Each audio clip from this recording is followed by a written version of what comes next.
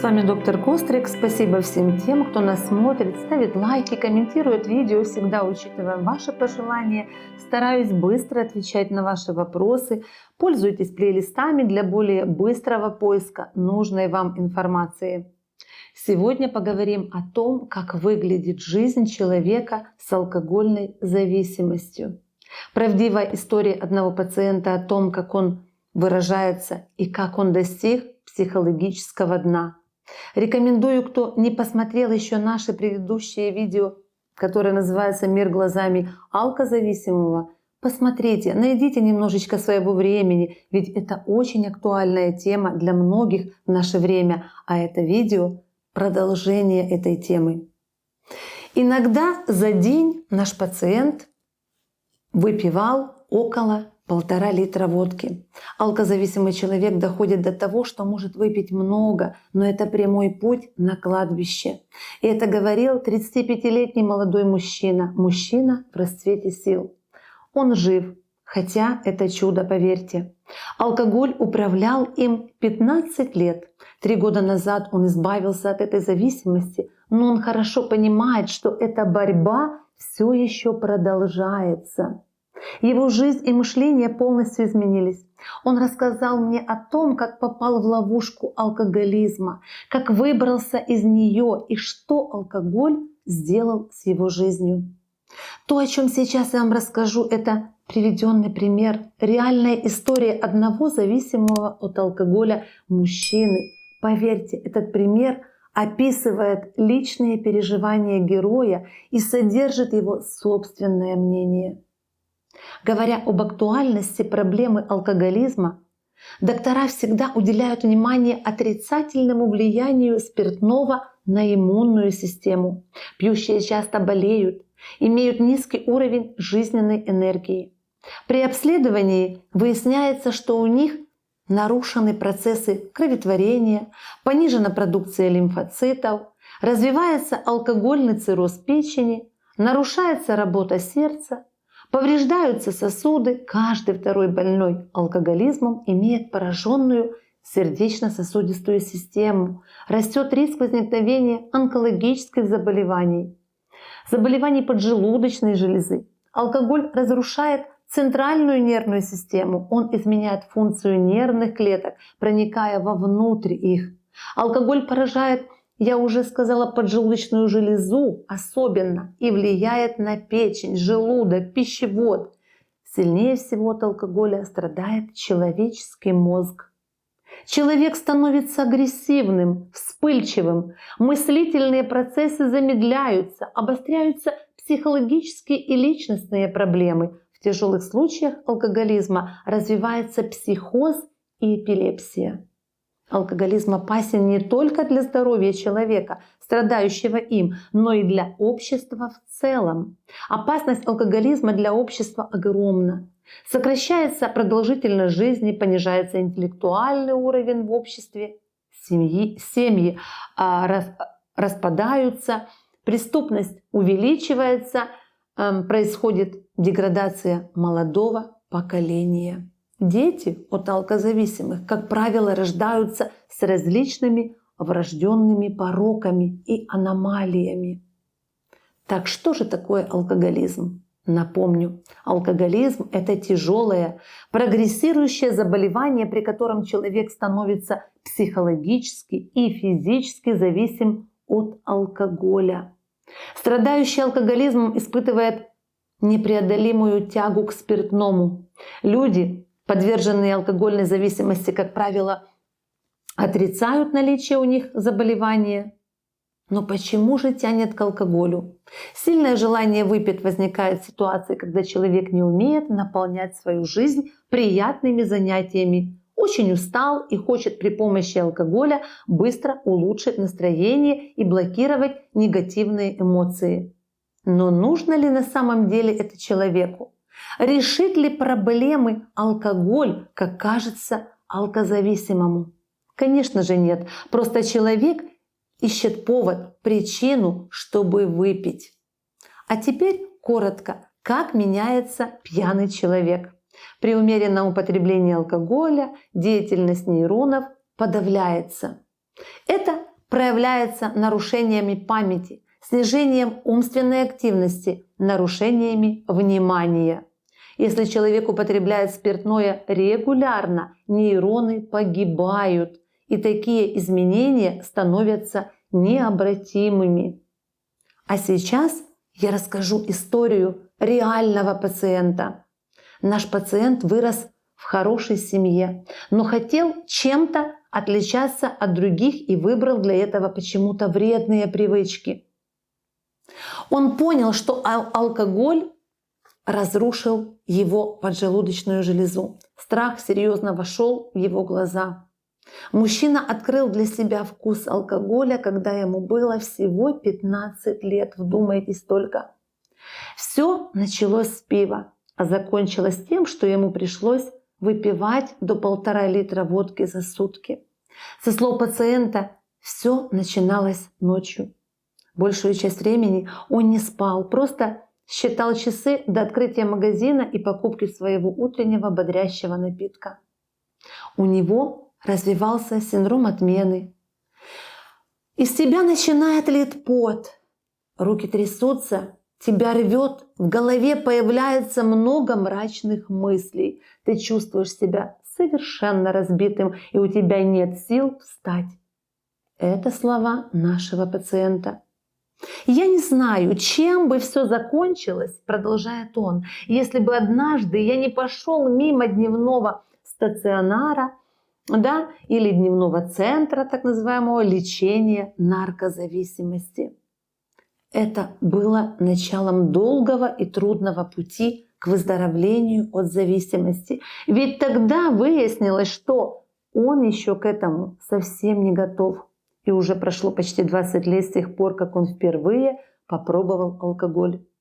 Родился и вырос в довольно хорошей семье. У него любящие родители. К сожалению, он доставил им неприятности. И все потому, что он хотел быть не таким, как все. Антисоциальным, бунтующим. Думал, что раннее употребление алкоголя поможет ему более социализироваться в обществе. Он очень хорошо помнит тот день, когда впервые выпил. Когда они с друзьями договорились купить алкогольный напиток. С этим проблем не было тогда, хотя они все были несовершеннолетние. Все понимали, что дома все раскроется.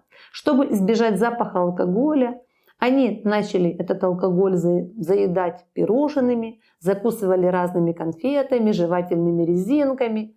Как ни странно, но родители ни о чем таком не могли и подумать, но ясно видели, что с нашим героем что-то не так. Проверка на алкотестере раскрыла всю правду, но, к сожалению, на тот момент ему уже понравилось выпивать. Раз-два в неделю он встречался с друзьями, тогда в основном пили пиво, раз в месяц была водка.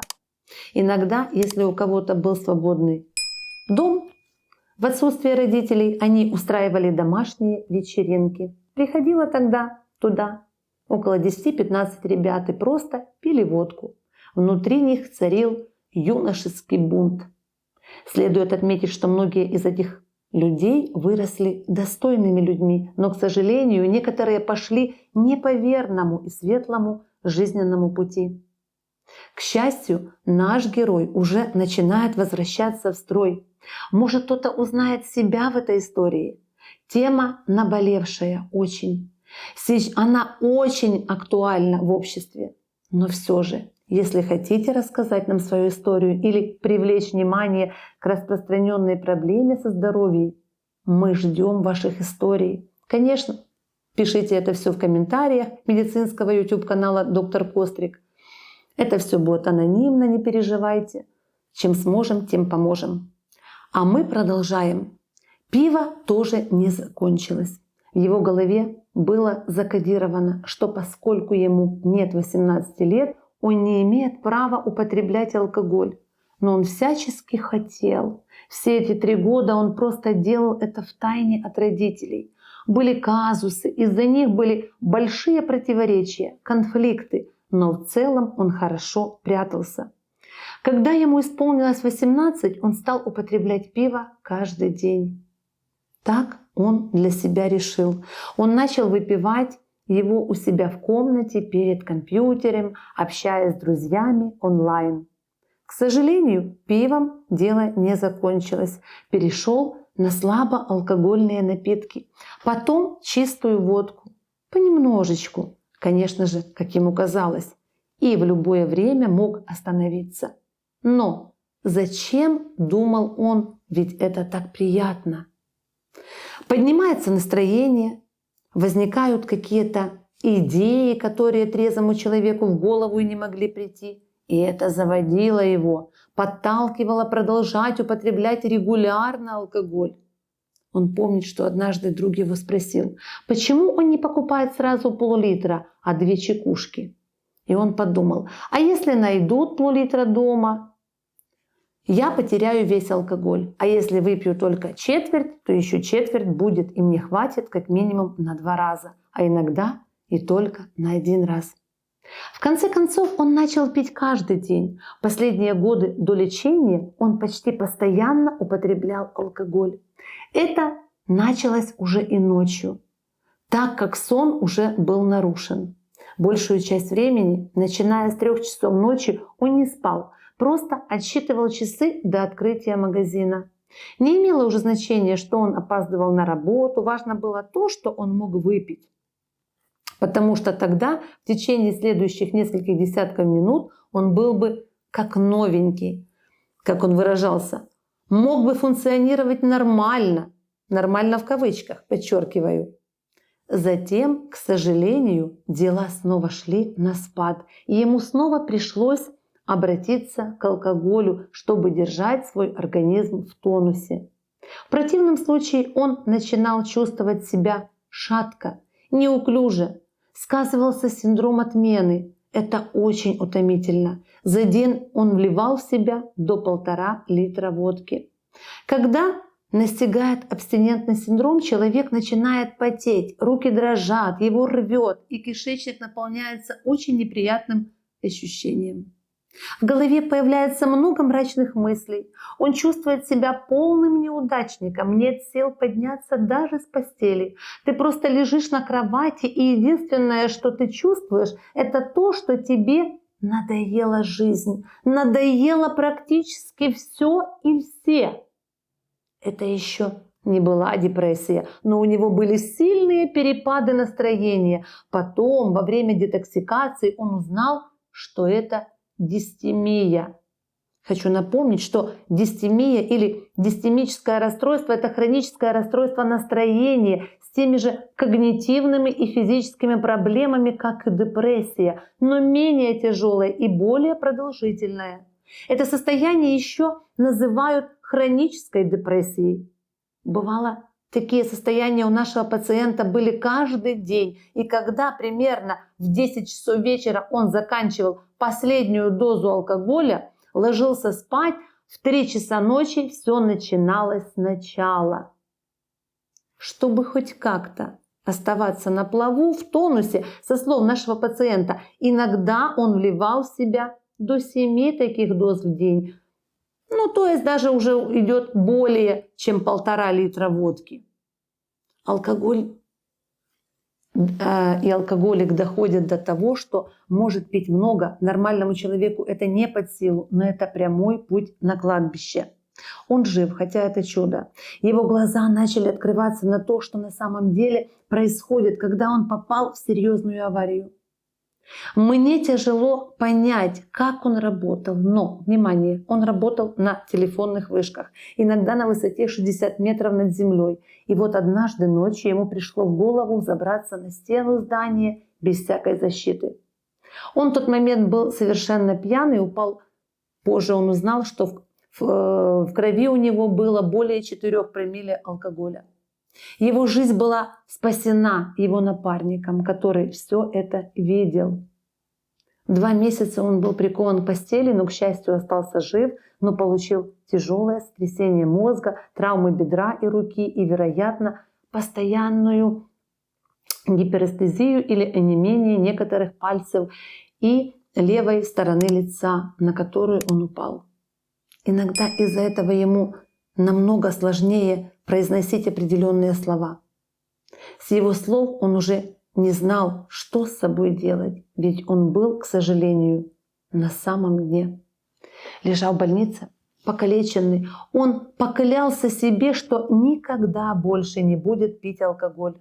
Но когда он пришел в себя, он начал говорить себе: 100 грамм, оно не повредит. И четверть не принесет вреда. Это же совсем малость по сравнению с тем, как я употреблял раньше. Я же меньше уже пью. Он попал в другую последовательность. Не знаю, чем бы все закончилось, если бы он однажды не прошел мимо дневного наркологического центра, говорит мужчина. Я зашел туда и записался на прием. Это была индивидуальная терапия, продолжает он. Но, внимание, оказалось, что он еще не готов. Он приходил на 3 встречи и после каждой все равно шел выпить. Он решил, что это не для него. И главный принцип или главная причина была обязанность перед входом в здание продуть алкотестер. Тогда он еще боролся с собой, убеждал себя, что у него еще нет проблемы, что он справится и сам. Но алкоголик — это последний человек, который узнает, что у него проблема с алкоголем. Ни один алкозависимый человек ни раз не признался себе, тем более на ранней стадии, что у него зависимость, что сам он не справится с алкоголем, что ему нужна помощь специалиста. Да, алкозависимый человек на время, подчеркиваю еще раз, на время может отказаться от алкоголя, но через некоторое время он снова благополучно может войти в запой.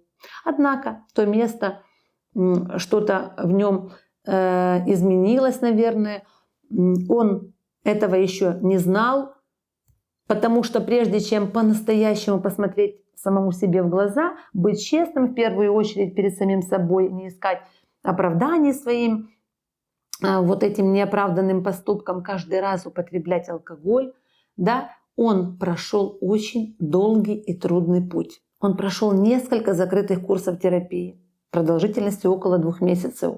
После каждого, к сожалению, он снова срывался и начинался цикл заново, а через несколько недель снова пробовал лечение и ждал, что с ним произойдет. Он чувствовал себя все более и более утомленным.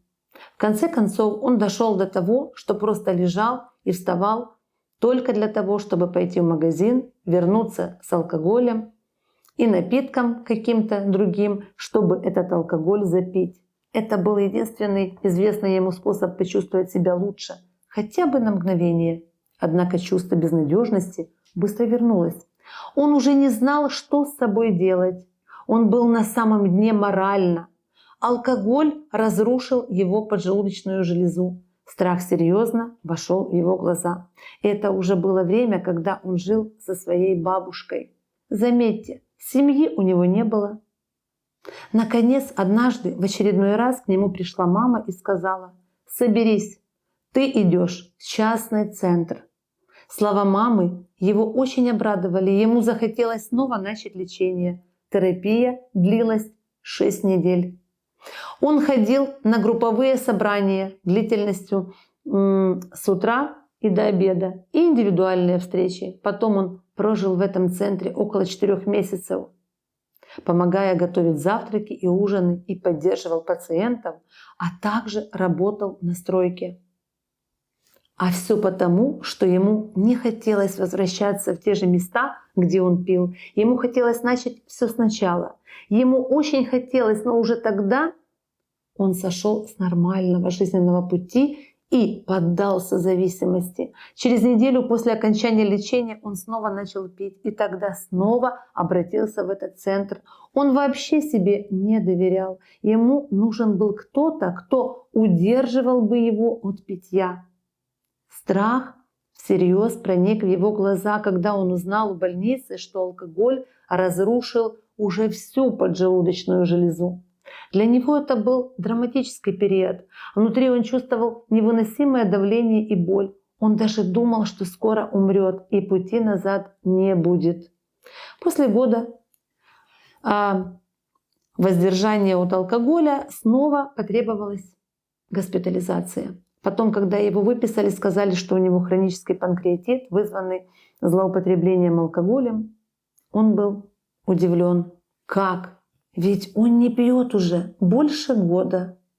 Доктор объяснил, что это заболевание он приобретал себе постепенно, употребляя систематический алкоголь, и оно останется на всю его оставшуюся жизнь вместе с ним. Ему придется все время быть осторожнее во всем. Пришлось изменить рацион питания, ограничить кофе и сигареты.